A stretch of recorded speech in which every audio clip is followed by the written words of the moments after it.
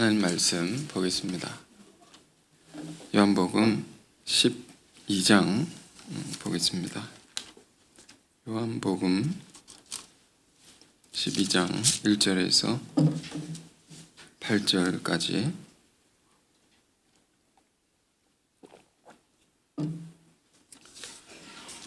찾으신 줄 알고 제가 읽겠습니다. 6월절 엿새 전에 예수께서 베다니에 이르시니 이것은 예수께서 죽은 자 가운데서 살리신 나사로가 있는 곳이라. 거기서 예수를 위하여 잔치할 새 마르다는 일을 하고 나사로는 예수와 함께 앉은 자 중에 있더라. 마리아는 지극히 비싼 향유 곧 순전한 나드 한 근을 가져다가 예수의 발에 붓고 자기 머리털로 그의 발을 닦으니 향유 냄새가 집에 가득하더라. 제자 중 하나로서 예수를 잡아줄 가룟 유다가 말하되 이 향유를 어찌하여 300데나리온에 팔아 가난한 자들에게 주지 아니하였느냐 하니, 이렇게 말함은 가난한 자들을 생각함이 아니오 그는 도둑이라 돈 궤를 맞고 거기 넣는 것을 훔쳐가미러라. 예수께서 이르시되 그를 가만두어 나의 장례할 날을 위하여 그것을 간직하게 하라. 가난한 자들은 항상 너희와 함께 있거니와 나는 항상 있지 아니하리라 하시니라. 아멘. 오늘 이 말씀을 나는 항상 있지 아니하리라는 제목으로 함께 나누겠습니다. 우린 사순절마다 이 말씀을 묵상합니다. 십자가가 무엇인가, 그것이 나와 무슨 관계가 있는가 라고 할 때에 우리는 이 이야기 속에 담겨 있는 깊은 세계에 들어가야 합니다. 이 이야기가 던져주는 소중한 것을 깨달아서 우리가 살아야 하는 것이죠. 자, 오늘 요한복음 12장의 본문인데 12장을 쭉 이렇게 보시면 굉장히 깁니다. 50절까지 있는데 이 안에는 여러 가지 이야기들이 기록되어 있습니다. 본문 뒤에 12절에는 예수님께서 나귀를 타고 예루살렘에 입성하는 장면이 기록되어 있죠. 보통 우리가 사순절 마지막 주일 예배, 그러니까 종려 주일에 이 말씀 봅니다.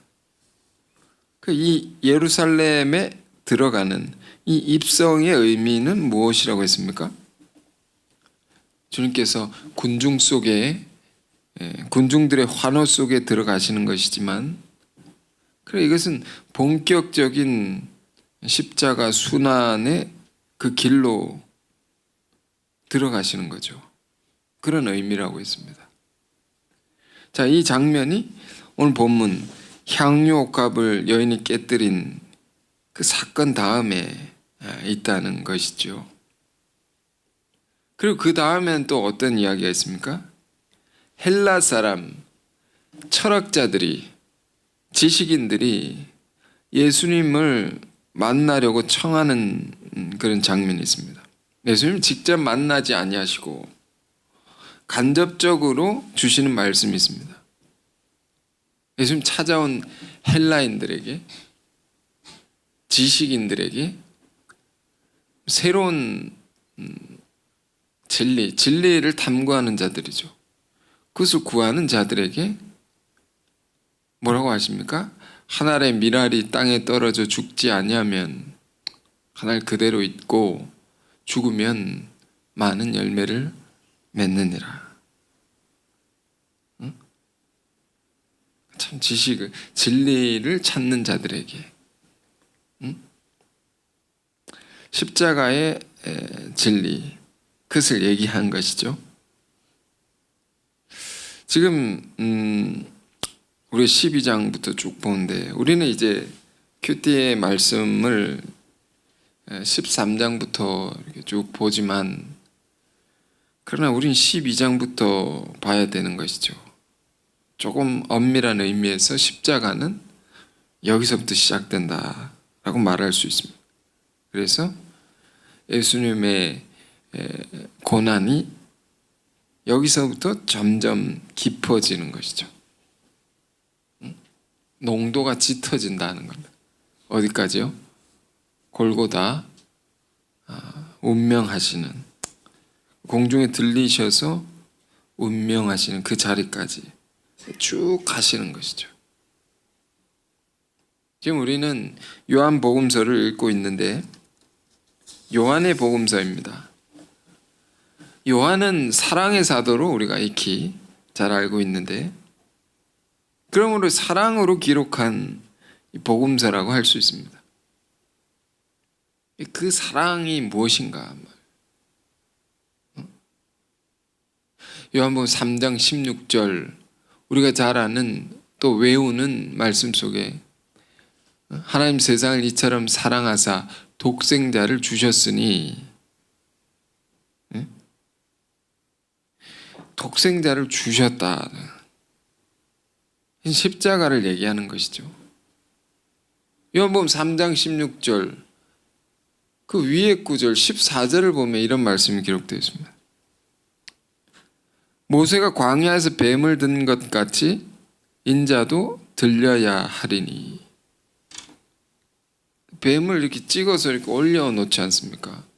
민수기를 보면 원망하고 불평한 백성들에게 살 길을 열어주시는데, 그 뱀을 이렇게 노뱀을 달아가지고 그걸 쳐다본 자마다 살게 되리라. 그것을 얘기하시면서 인자도 들려야 한다. 들리는 겁니다. 이렇게 십자가를 얘기하는 것이죠. 그게 요한복음 3장부터 기록되어 있는데, 우리가 요한복음 전체를 놓고 볼 때 요한은 그렇습니다. 예수님의 삶의 시작서부터 예수님의 삶은 십자가를 염두에 두고 십자가를 예비하신 그런 삶이셨다라는 것을 말하는 겁니다.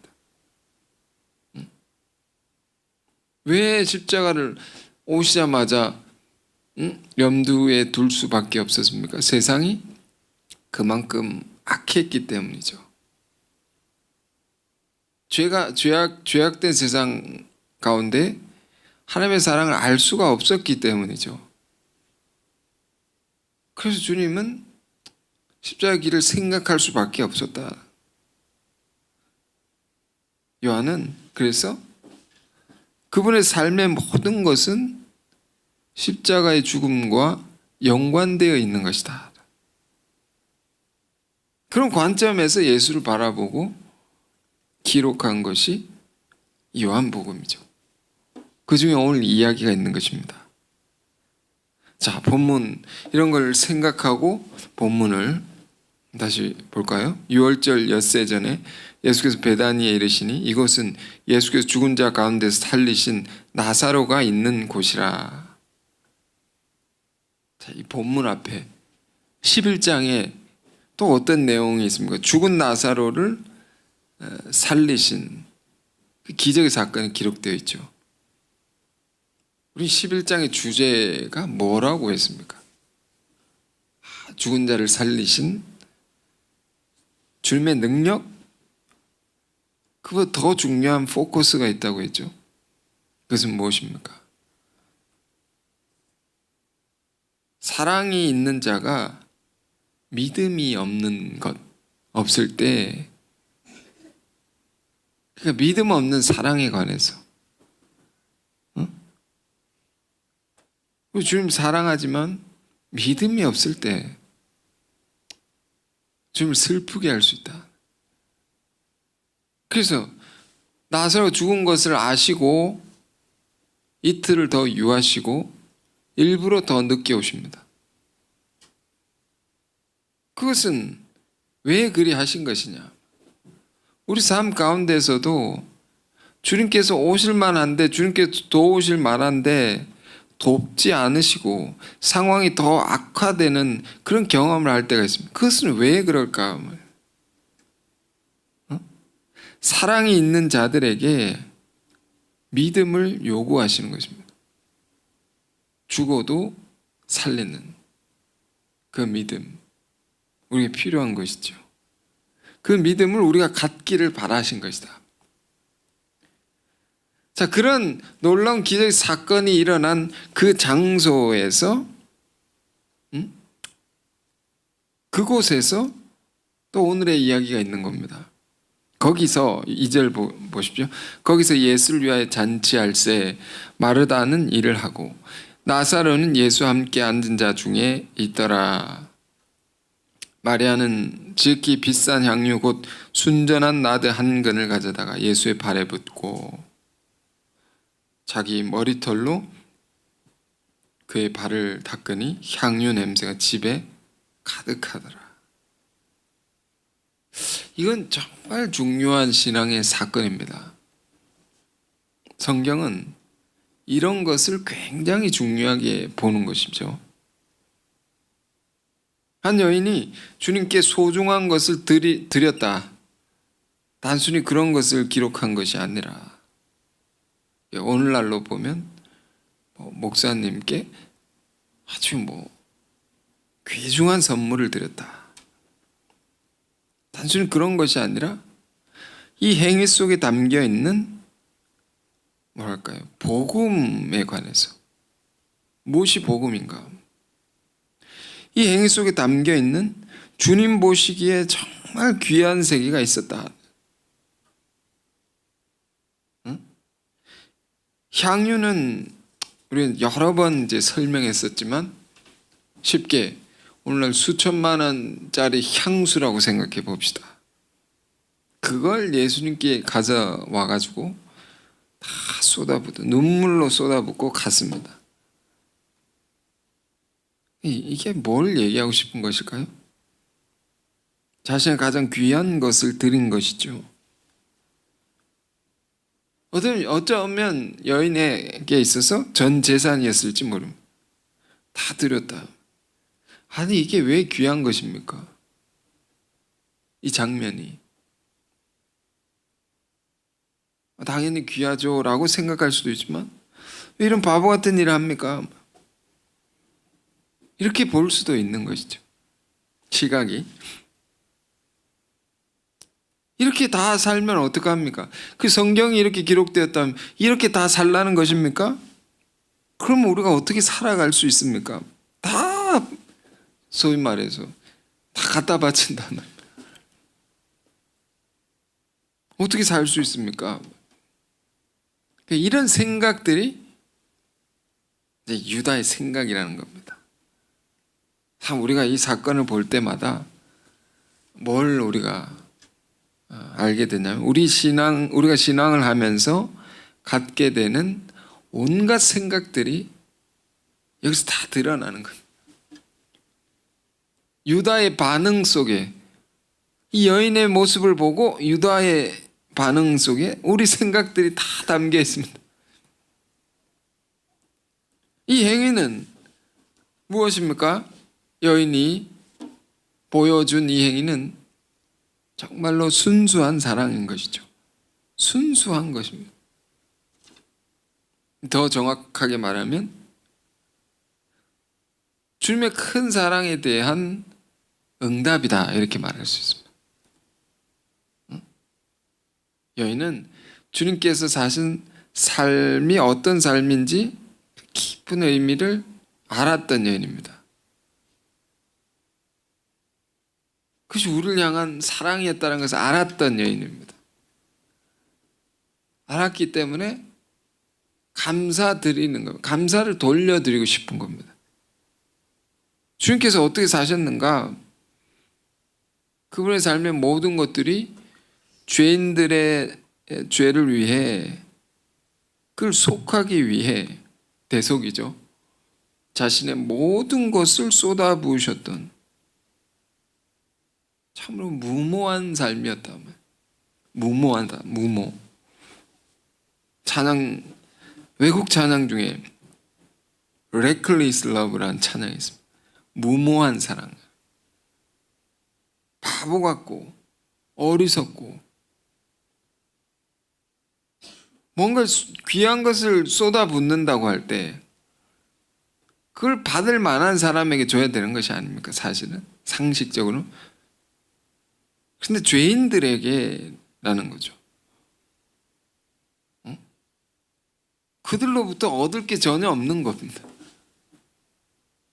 그런 자들에게 모든 것을 쏟아부을 수 있었던, 모든 것을 다 내어줄 수 있었던 그런 삶이 예수님의 삶이셨다라는 것. 나중에 우리가 이제 십자가를 묵상할 때 요한복음 19장에 들어가면 공중에 달리셨을 때 로마 병정이 통으로 짠 예수님의 속옷까지 빼앗아 가지고 제비를 뽑아 가지고 그걸 서로 나눠 갖기를 합니다.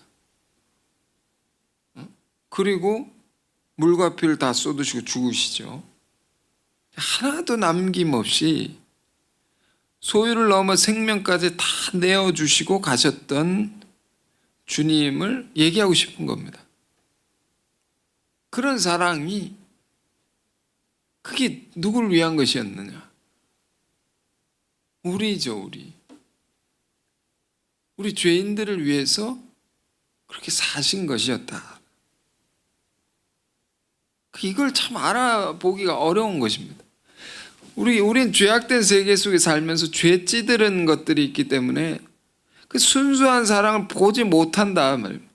그런 가운데 그 사랑을 알아본 이가 있었으니 알아볼 뿐만 아니라 그 사랑에 감격하고 감사를 돌려드린 한 사람이 있었으니 이 여인이다라는 겁니다. 이 여인. 한 사람, 단 한 명의 사람. 우리는 이 여인의 행위를 보면서 우리 신앙을 점검하는 시간을 갖는 것입니다. 우리는 이 사랑을 진정으로 볼 수가 있는 것인가? 사랑을 사랑으로 볼 수가 있는 것인가? 뿐만 아니라 그것에 응답할 수 있는, 이렇게 감사를 돌려드릴 수 있는 우리가 될 수 있는 것인가? 본문의 이야기는 우리에게 질문을 던지고 있는 것이죠. 혹은 그렇지 아니하고 유다와 같은 생각으로 살고 있지 않는가? 유다의 생각은 뭡니까? 4절에 이렇게 되어 있습니다. 본문 4절 5절 제자 중 하나로서 예수를 잡아줄 가롯 유다가 말하되 이 향유를 어찌하여 300데나리온에 팔아 가난한 자들에 주지 아니하였느냐 하니, 지금 이런 얘기를 하고 있는 겁니다. 유다의 이 말 속에는 사랑을 전혀 보지 못하는 것이죠. 전혀 보지 못한다. 향유를 깨뜨려 주님께 다 부어드렸던 이 행위 속에 담겨있는 거룩한 세계를 전혀 보지 못합니다. 뭘로 봅니까? 돈으로 봅니다. 실용적인, 이해 득실을 따져서 계산만 해내는, 모든 사물을 볼 때 이것이 우선되어 있는 겁니다. 유다가 그가 돈 괴를 맡은, 그 공동체의 살림을 맡은 그런 직분이어서 그런지 몰라도, 그런 직분이었다면 더 순수해져야 하는 것이죠. 돈을 다룬 사람은 더 순수해야 됩니다. 그렇지 않으면 그의 유혹에 넘어갈 수 있는 겁니다. 근데 유다는 이런 유혹에 넘어가 있는 겁니다. 사랑을 보지 못하고 다 돈으로.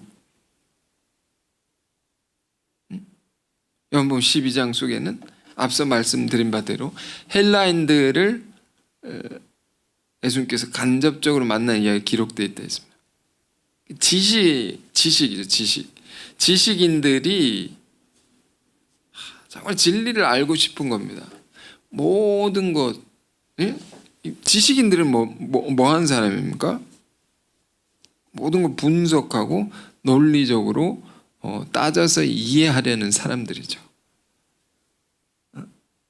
그래서 많은 소문을 듣고 기적의 역사에 관한 이야기도 듣고 왔을지 모릅니다. 무언가 새로운 지식, 예수라는 선생에게서 얻을 수 있지 않을까. 듣고 싶었던 것 같습니다. 직접 만나 주시지도 않고 지식으로 알 수 없는 사랑에 관해서, 사랑의 진리에 관해서 한마디를 던져주신 것입니다. 한 알의 밀알이 땅에 떨어져 죽지 아니하면 그대로 있고 죽으면 많은 열매를 맺는다. 그게 참 어려운 말이죠. 지식으로는 죽으면 죽는 겁니다. 죽으면 끝나는 겁니다. 사라지는 겁니다. 근데 뭐 죽었는데 열매를 맺느냐? 말이 안 되는 겁니다. 논리로 알 수 없는 세계다. 근데 이게 사랑의 세계죠. 이게 사랑이지 않습니까? 사랑은 분석되지 않는 겁니다. 계산되지 않는 겁니다. 그러나 엄연히 우리 삶 속에 가장 중요한 가치로 운동력 있게 살아있는 것이 사랑인 것입니다. 유명한 소설가의 제목, 소설의 제목도 이런 제목이 있습니다. 사람이 무엇으로 사는가? 뭘로 살아가는 것인가? 실용적인 것, 타산적인 것, 그것으로만 살 수 있는 것이 아니다. 그것이 우리를 살게 하는 게 아니다. 응? 사람이 뭘로 삽니까? 부모와 자식 간의 관계, 가족 공동체를 생각해 봐도 자식은 부모의 사랑을 받고 자라는 것이죠. 그 사랑으로 자라나는 것이죠. 그 사랑은 따질 수가 없는 것이죠. 일방적인 것이고 희생적인 것이고 뭔가를 얻기 위해서 부모가 자식을 위해서 비우고 낮아지는 것이 아니죠. 뭘 얻기 위해서 그런 게 아니다. 이해 득실을 따져서 그렇게 하는 게 아니다. 응? 이 사랑, 그 사랑으로 우리가 살아가는 겁니다. 그런데 유다 안에는 굉장히 치명적인 것이 있습니다. 이런 것이 치명적인 것입니다. 사랑을 보지 못하는 것. 우리도요, 사랑을 보지 못하면 참 신앙하는 것이 다 바보 같은 겁니다. 그렇지 않습니까? 사랑을 보지 못하면 다 낭비하는 것 같고, 낭비죠. 헌금을 왜 합니까? 11조를 왜 드립니까? 저렇게 봉사하고 섬기는 걸 왜 합니까?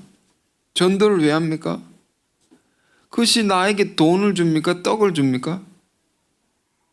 그런데 왜 저렇게 시간 낭비를 하는 것입니까? 낭비 같아 보이지만 그러나 그것이 내 영혼을 살리는 겁니다. 나를 건강하게 하고 나를 지탱케 하고 내가 살아갈 의미를 던져주는 것이죠. 근데 유다의 생각 같은 것들이 우리 안에 어느새 나도 모르게 들어와 있을 수 있습니다. 사랑을 모르고 다 이렇게 재어보고 따져보고 내가 얻을 만한 것이 있으면 내가 해보고 그것이 우리는 그런 실용적인 사고가 우리 자신을 지키는 것이라고 생각할 수 있지만 사실은 그 반대입니다. 그것이 필요한 것이 돼 그러나 사랑을 보지 못하는 실용적인 생각이라고 한다면 그건 자기를 죽이는 겁니다. 왜? 사람은 그걸로 사는 게 아니기 때문에 그렇게 지어진 존재가 아니기 때문에 죽는다는 겁니다. 최초의 범죄 우리는 아담과 하와의 범죄를 기억할 것입니다. 아담이 범죄할 때 하나님께서 네가 동산 중앙에 있는 나무 실과는 따먹지 말라. 그걸 따먹으면 정령 죽으리라. 그런데 따먹었습니다. 그 계명을 깼습니다. 아담이 죽었습니까? 살았습니까? 살았습니다. 그러나 죽은 것입니다. 살았으나 죽은 것이로되. 성경이 말하는 죽음의 의미는 뭡니까? 우리가 신앙생활 할 때 이걸 잘 알고 신앙을 해야 되죠. 성경이 말하는 죽음의 의미는 뭔가? 하나님과의 단절입니다. 그 관계의 단절입니다. 하나님에 대한 믿음의 관계죠. 사랑의 관계죠. 그걸 깨어버리는 겁니다. 누가 깹니까? 우리가 인간이 깨는 거죠. 하나님은 한 번도 그 관계를 깨지 않았습니다. 우리가 믿음을 잃어버리는 거죠. 근데 믿음을 잃어버리면 어떻게 됩니까? 사랑을 보지 못합니다. 그러면 메말라지는 거죠. 그리고 죽는 겁니다. 그래서 성경이 이것을 분명히 가르치고 있습니다. 쉽게 말하면 이런 겁니다. 영적인 죽음이 오면 육적인 죽음이 따라서 온다 말. 유다가 이 사건 이후로 어떻게 됩니까? 예수를 팔아버리고 나중에 자기가 한 짓이 엄청난 일이라는 것을 깨닫고 자책하며 괴로워하며 견디지 못해 스스로 목숨을 끊습니다. 그럼 우리는 이 사건을 늘 묵상하면서 우리 안에 유다가 있지 않는가? 그걸 발견해내야 됩니다. 발견하고 유다를 죽여야 됩니다. 그걸 죽여야 내가 살아나는 겁니다.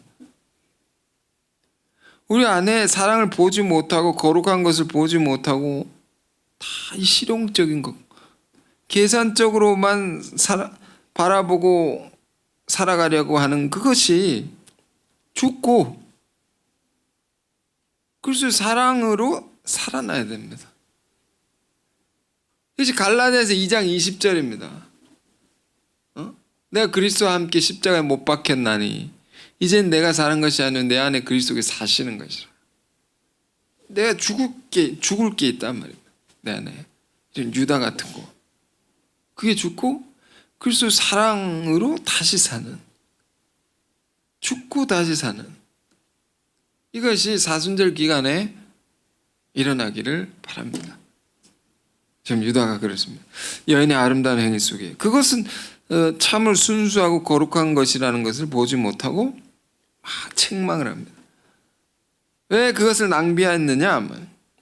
낭비라는 말은 이 같은 이야기가 기록된 마가복음 14장에 얘기를 합니다.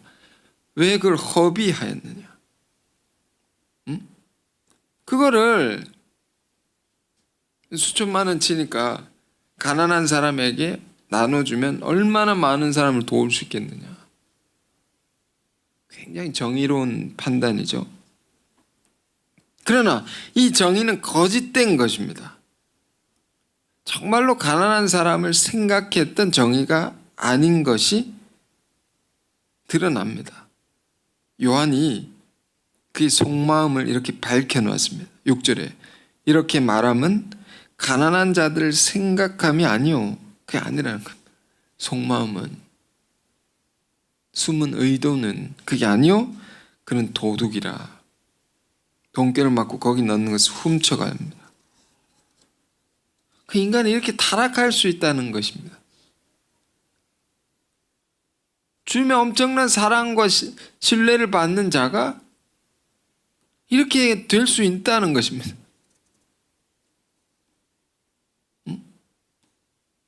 그러니까 얼마나 이 거짓된 정의, 위장된 정의라고 합니다. 정의를 얘기한 사람들이 이런 거짓된 정의, 위장된 정의, 이런 자들이 얼마나 많은 것입니까?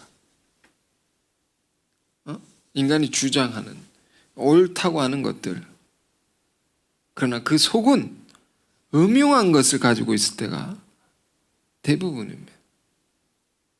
그가 보는 것은 주님께서 주님 앞에 그 여인이 그 소중한 것을 다 비울 수 있었던 사랑을 본 것이 아니라 300데나리온 그것만 보고 있다. 돈이죠, 돈. 이게 그의 삶의 최우선이 되어 있다. 그의 가치관에 뭡니까? 왕이죠, 왕. 왕노릇한다. 이런 표현이 있습니다. 로마서 5장에 그리스도가 우리의 왕이 되어서 그리스도께서 우리 삶을 통치하고 다스려야 되는데 돈이 왕이 되어서 그것이 있고 없고에 따라서 내가 이렇게 좌우되는 그런 모습이 이게 유다의 모습이 아닙니까? 그러니까 이것이 사랑을 보지 못하게 하고 메마르게 하고 메마르고 죽어가는 겁니다. 지금 본문 속에는 아주 이 이야기, 짧은 이야기 속에 많은 것을 우리에게 얘기하는 것이죠. 두 사람을 이제 대비를 해서 얘기를 합니다. 여인의 모습과 유다의 모습. 그렇죠? 이 여인은 어떤 여인이냐면 누가복음에는 이 여인을 죄를 지은 한 여인이라고 했습니다. 아마 예수님께 큰 용서를 받았을지 모릅니다. 그가 받은 용서, 그걸 지극히 감사하고 지극히 귀하게 여기고 자기가 마련할 수 있는 최고의 것으로 나아온 것이죠. 내가 받은 것이 너무 큰 것이다. 이런 마음이 있는 거죠. 다 바쳐라. 그렇게 해서 바쳐지는 것이 아니죠. 신앙에 자유가 있는 것이고 그런 건데 스스로 그 마음에 깊은 감동과 이런 것이 있기 때문에 이게 겉으로 행위로 드러난 것이죠. 최고의 것으로. 왜? 내가 받은 것이 내가 드린 것보다 더 크다라는 생각이 있기 때문에. 그러므로 우리 신앙은 항상 뭐가 중요한 것입니까? 내가 주님을 위해 무엇을 해드릴까? 무엇을 할 수 있는가? 이걸 생각하기 이전에 주께서 나에게 베푸신 것, 내가 주님께로부터 받은 것이 진정 무엇인가? 그걸 깊이 생각하는 거죠. 이게 중요한 겁니다. 어떤 이는 헌금을 하고 얼마를 하고 이런 거 중요하지 않습니다. 다 스스로 하는 겁니다. 할 수 있을 때 하는 겁니다. 중요한 거는 우리가 받은 사랑을 아는 것입니다. 여인 안에는 큰 사랑이다 말이에요. 나 같은 죄인을 용서해 주신 그 사랑은 너무도 큰 사랑이다. 그래서 이렇게 자기가 할 수 있는 모든 걸 다 주님께 깨뜨려 부어드린 것이죠. 예수님이 여인의 마음을 이렇게 보시는 겁니다. 보시고 주시는 말씀이 7절 예수께서 이르시되 그를 가만히 두어 나의 장래할 나를 위하여 그것을 간직하게 하라. 마가복음 14장에는 이렇게 기록되어 있습니다. 가만 두라. 그가 나의 장래를 예비하고 있다. 준비하고 있다. 내 죽음을 준비하고 있다는 거죠. 기름을 지금 붓는, 향유는 향이란 기름이죠. 기름 이렇게 붓지 않습니까? 옛날에 장례를 치를 때 시신이 이렇게 썩지 않도록 붓는 기름이 있습니다. 죽은 자에게 붓는 한국도 그럴지 모릅니다. 마지막 길 가는 길 잘 가라고 하면서 제일 좋은 걸 이렇게 부어드리고, 죽은 자에게 붓는 거를 지금은 산 자에게 붓는 겁니다. 살아계신 예수께 붓는 거죠. 이 기름을 붓는 이 장면이 우리에게 던져주는 의미는 뭘까요? 기름은 죽은 자에게, 고인에게 부어드리는 것도 있지만, 기름 언제 붓습니까? 왕의 대관식 때 붓죠. 왕이 되려면 기름 부음을 받아야 됩니다. 그리스도라는 뜻도 기름 부음을 받은 자라는 뜻이죠. 우리는 이런 의미로 볼 수 있습니다. 그 여인이 주님께 깨뜨려 부었던, 기름을 부어드렸던 이 행위는 이런 자기 고백과 같은 거예요. 당신은 진정한 우리의 왕이니이다. 영원한 왕이십니다. 그걸 인정하고 고백한 것이다. 여인이 이렇게 했다는 겁니다. 다른 사람은 없죠? 없습니다. 겟세마네 자리, 그 자리를 아실 것입니다. 그 자리는요, 예수님께서 처절하게 기도하셨던 그 자리는 올리브 기름을 짜는 채유소라고 있습니다. 이 기름은 대관식 때 쓰는 기름이라고 있습니다. 그걸 짜는 곳. 주님 그 자리에서 왕으로 추대를 받으신 것이 아니라, 기름 부음 받으신 것이 아니라, 열매를 짜내듯이 가장 고통스러운 기도를 거기서 드리시고 십자가를 예비하신 것이죠. 아무도 기름 붓는 자가 없었다. 우리 이걸 생각해야 됩니다. 주님이 계실 때 아무도 주님을 그토록 귀하게 왕으로 인정하고 증거한 자가 없었다 말이에요. 늘 함께했던 제자들이 있었지만 나중에 어떻게 됩니까? 다 도망가죠. 배반하고 부인하고. 이런 걸 생각해 봐야 됩니다. 살아계실 때, 물론 죽고 다시 사셨지만 그런 얘기를 한 게 아니라, 우리 육신으로 함께 할 때 아무도 없었다. 한 사람을 제외하고 그가 이 여인인 겁니다.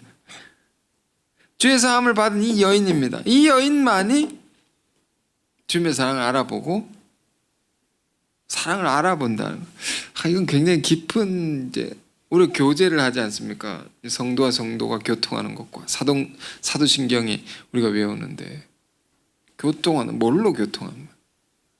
사랑으로 교통하는 거죠. 그 사랑을 내가 알아보고 그도 나를 알아보고, 이 여인은 주님과 그 세계를 교통했던 여인, 그리고 기름을 부었던 여인.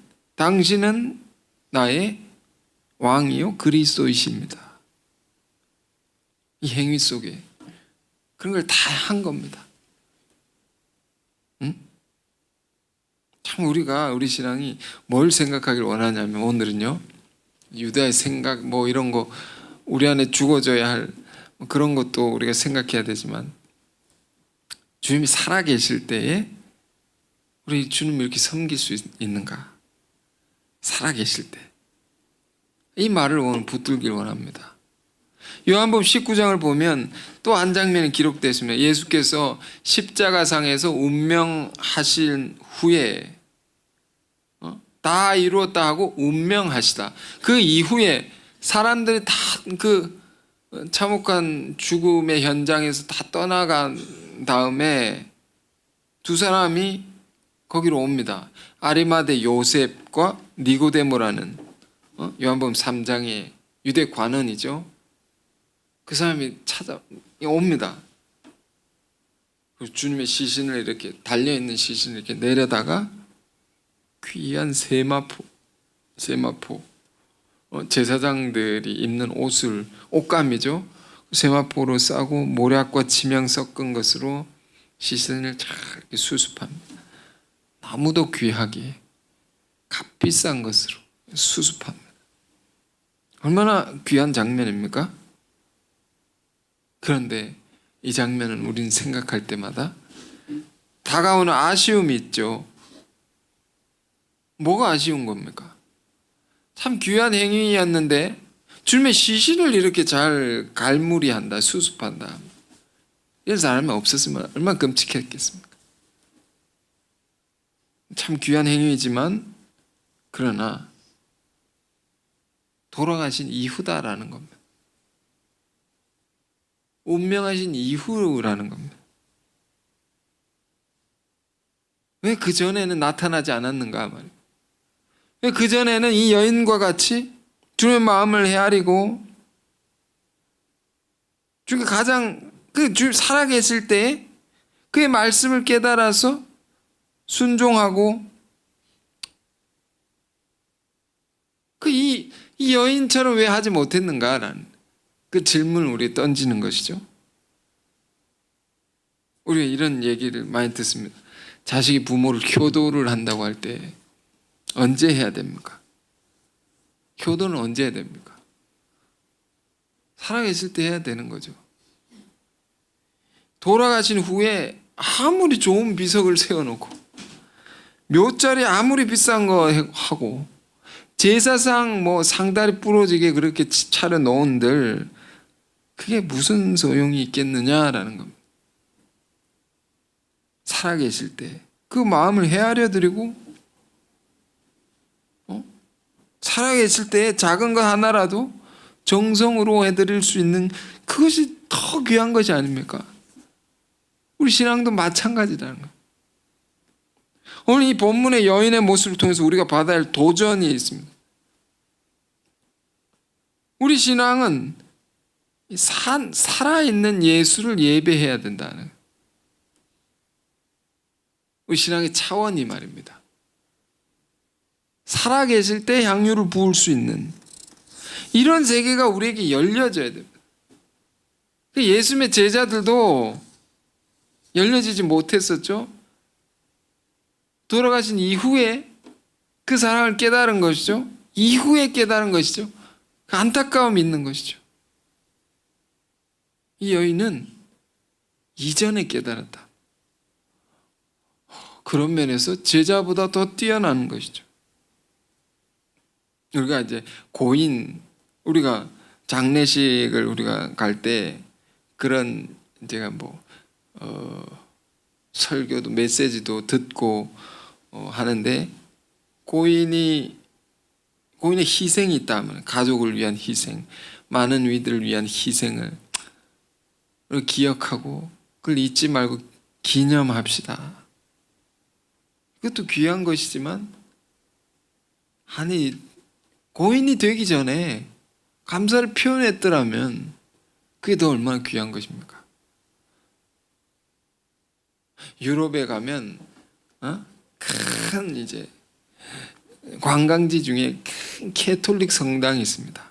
어마어마한 성당이 있습니다.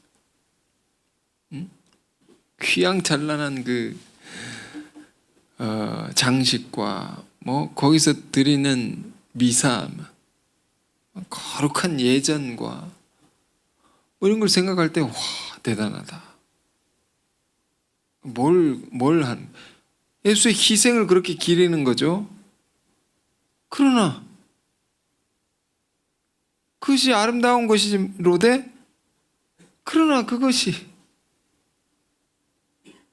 살아계신 주를 예배하는 것이 아니고 죽은 예수를 기념하는 그런 신앙의 차원에서 우리 살아갈 것이 아니다라는 겁니다.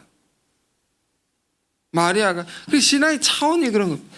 지금 살아계실 때라는 것은 오늘날 우리에게 어떤 의미일까요?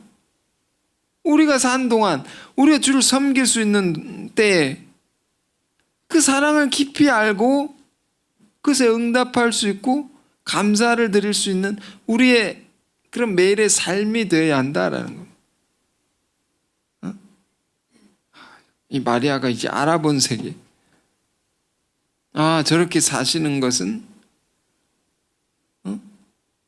그렇게 살 필요가 없는 분이 저렇게 사시는 것은 우리 죄를 짊어지시고 우리를 죄로부터 자유케 하기 위한 대속이구나, 희생이구나,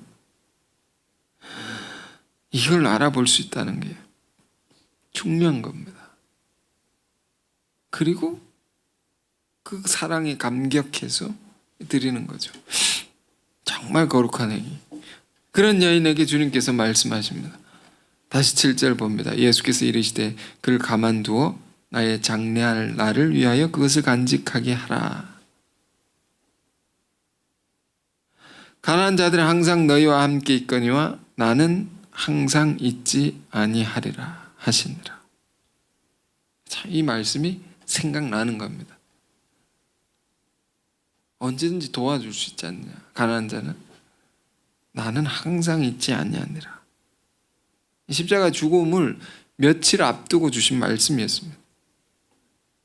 요한복음인데요, 십자가 사건 이후에 요한이 쓴 것이죠. 많이 생각했을 것입니다. 주님이 이런 말씀을 하셨는데 나는 너희와 늘 같이 있는 것이 아니다. 늘 같이 있는 게 아니다. 회한의 눈물로 쓰여진 글입니다. 이것이 여인과 같이 이렇게 했었어야 되는데 우리가, 제자가. 자, 여러분 말씀 맺겠습니다. 우리가 이 이야기 속에 담겨 있는 이 여인의 아름다운 사랑을 우리가 보기를 원하고, 또 주님의 사랑을 알아볼 수 있기를 원하고, 우리가 주님께 주님을 섬길 수 있을 때 할 수 있는 한 최고의 것으로 그 사랑에 응답할 수 있는 그런 후회 없는 우리 삶을 다 살았으면 좋겠습니다. 자, 기도하겠습니다. 거룩하신 주님, 값비싼 향유를 주께 다 부어드렸던 여인의 모습 속에 담긴 깊은 뜻을 우리가 알게 하옵소서. 복음은 진실로 이런 것입니다. 주께서 우리에게 행하신 일이 바로 이런 것입니다. 자신의 모든 것을 우리 죄인들을 위해서 아낌없이 다 쏟아 부으셨던 주님의 놀라운 사랑을 우리가 알아보게 하옵소서. 주님의 그 깊은 십자가의 속 사정을 헤아릴 수 있게 하옵소서. 그 사랑을 알아 감격하여 그 사랑에 응답할 수 있는 이 여인의 모습이 우리의 모습들이 다 되게 하옵소서. 고인의 희생을 기억하고 기념하는 것만이 아니라 진정 우리 삶이 살아계실 때에 주의 큰 사랑을 알고 전심을 다해 감사드릴 수 있는, 응답할 수 있는 그런 우리가 다 되게 하옵소서. 예수 그리스도 이름으로 기도했습니다. 아멘.